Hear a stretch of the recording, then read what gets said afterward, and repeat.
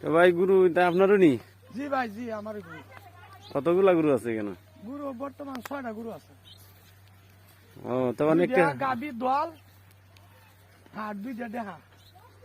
অনেকগুলা গুরু, অনেক টাকার মাল। জি ভাই। তো দুধ দেয়নি গুরু?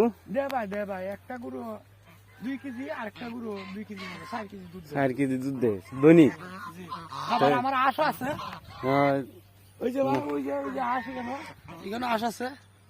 ভালো ভালো তো আপনি অনেক কিছুই আছে, আপনি তো আদর্শ কৃষক, একজন আদর্শ কৃষক। জি ভাই, আপনারা দোয়া করুন।